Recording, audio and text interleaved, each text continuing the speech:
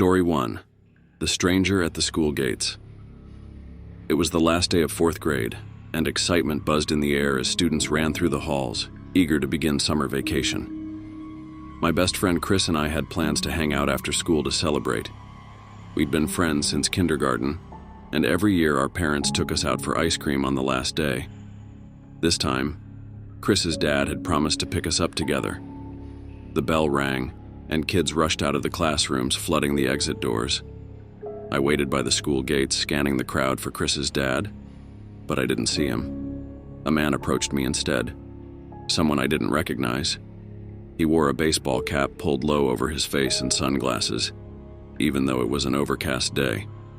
I noticed his car keys dangling from his fingers as he gave me a friendly wave. "Hey, Tommy," he said. "Chris's dad asked me to pick you up today. He got held up at work." I hesitated. I had never met this man before. Where's Chris?" I asked, feeling a knot tighten in my stomach. The man's smile didn't fade, but his eyes didn't seem to match the expression on his face. "He's already in the car. Come on, I'll take you to him." Something didn't feel right, and as I took a step back, my teacher, Mrs. Bennett, approached us. "Tommy, do you know this man?" she asked, her eyes narrowing. I glanced at the man, who gave Mrs. Bennett a nod and said, "I'm Chris's uncle." He motioned towards the parking lot. "I'm here to take him and Chris for ice cream." Mrs. Bennett looked at me with a raised eyebrow, and I wasn't sure what to say. After all, he did know Chris's name and mine. She seemed satisfied when I nodded and gave me a gentle pat on the back. "Okay, Tommy, stay safe." But as I followed the man to his car, the uneasiness crept back in. His car was parked further away than all the other parents' cars, almost hidden behind some tall bushes. When we reached the vehicle, my anxiety spiked. It wasn't the familiar blue SUV that Chris's dad drove. It was an old, beat-up van with the windows tinted so dark you couldn't see inside. "Get in," the man said, his tone a little more urgent now. I froze. "Where's Chris?" I demanded. His smile faded, replaced by a cold, impatient stare.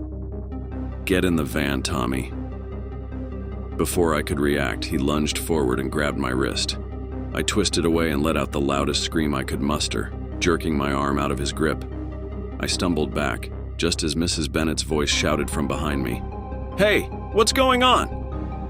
The man's expression twisted with frustration and he bolted towards the van. I ran back to Mrs. Bennett, who was already dialing 911 on her phone. I turned back in time to see the man's van speed away, tires screeching as he disappeared down the street. Later we found out that Chris's dad hadn't arranged for anyone to pick me up. The police searched for the van but never found it. And to this day, I don't know who that man was or how he knew my name. All I know is that he had no intention of taking me to get ice cream. Story 2. The Creepy Note. The last day of sophomore year was always a bit chaotic. Everyone left the campus as soon as possible, eager for summer vacation. But before the final bell rang, something strange happened. When I went to my locker to grab my things, I found a folded piece of paper stuffed into the slats of the locker door.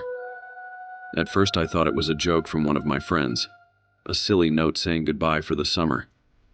But as I unfolded it, my smile faded. The message was written in uneven, frantic handwriting that read, "Meet me behind the gym after school. Come alone." My heart skipped a beat. I had no idea who would leave such a note, and the thought of going behind the gym alone after school made my skin crawl. I told my friends about the note, and we decided it was probably some prankster trying to scare people. Still, curiosity got the better of us, and we decided to check it out together. After the final bell, the school grounds emptied quickly. The overcast sky and approaching storm made the atmosphere even eerier. As we made our way to the gym, an uneasy feeling settled over us. The air felt colder, and the shadows seemed to stretch longer. When we rounded the corner of the gym, we saw him, an older man standing in the shadows, dressed in a dirty gray jacket that looked soaked from the drizzle. His back was turned to us, his head slightly lowered.